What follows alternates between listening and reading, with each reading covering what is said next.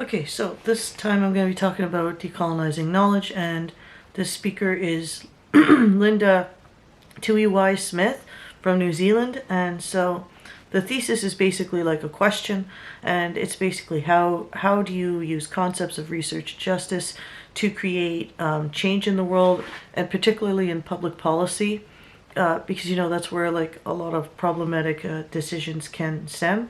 So she asked this because researchers on their own can't do this. So that also kind of implies an answer to the thesis as well. So the idea of research justice is to transform and create change. And that's a tough thing because it's impacted by power and politics and common sense. So you have to have more than just a documenting of the truth or your truth. You have to mobilize knowledge, resources, opinion, experience, and leadership in the community.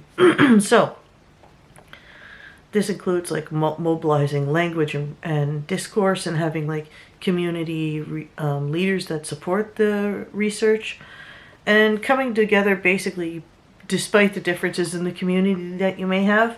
So she's talking about like strength in numbers, and not only that, but strength in community.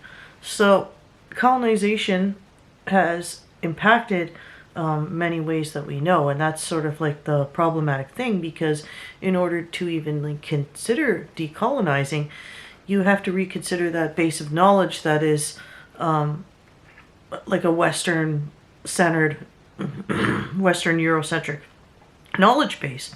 So this is like a massive project that involves reconsidering everything from stories to language on. So I don't know why, but every time I see these sort of things, I get like really overwhelmed by the amount of work that's involved. I guess like in this case, the author gave a little bit of hope, like a more hopeful tone, because she said you kind of almost have to start with something small, like start from a simple base. And she says that everybody has knowledge, and that knowledge is very important to be shared, and that collective, every voice matters, so that becomes the collective, and that collective of knowledge becomes sacred. And she also talks about things like accountability through the community and how important that is. And you can see that is an important part of keeping the knowledge base not just accountable, but authentic, and like she says, rigorous. So so yeah, the whole thing was a very interesting talk to me, because when she talks about things like the importance of every voice and that every voice matters, that's basically an exact opposite thing that I've been told in my life, and that stems like right from my upbringing. That my voice was kind of invalidated. So it's a very different and alternative perspective for me. And it's not a very familiar feeling to me, and I don't think it would be really to many people that don't really have a university background, because or like some sort of like platform like that, because I think that information is almost made to be consumed like that, and even in the institution it's made that way.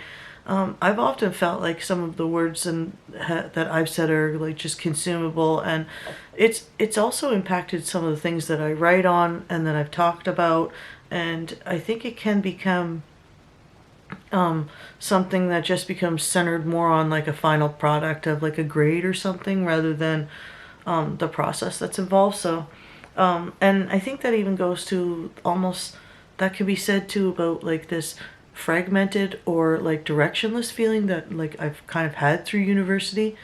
And I mean, a lot of this is also a personal aspect, but I do feel like there is an issue with having the proper resources to move forward and not feel like your voice is being consumed. And I don't really know exactly how to go about doing that yet.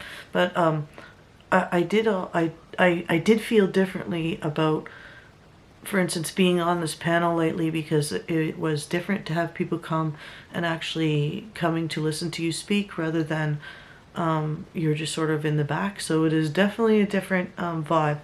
But so what she's saying is that this way of knowing is pieced together by all of these different voices. So this is a more considerate way of like being, and like personally, I think it's very, very much more considerate to, and a more accurate way of knowledge collection and internalization. But actually, I do feel that the collective knowledge is something that is very exciting to think about. And I think it's something that's lacking in many aspects of our lives during COVID. And it also, she says that the community is one of the more important strategies, I guess, is like that the community collective. It should be considerate of ways that we can convey message.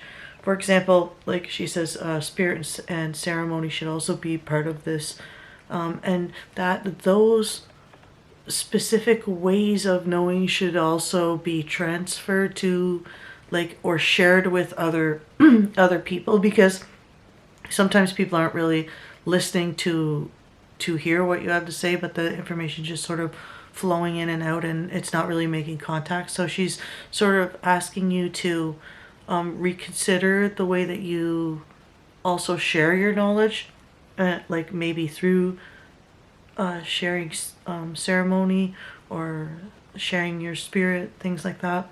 So, and that's where like transformation can take place. So that's that video.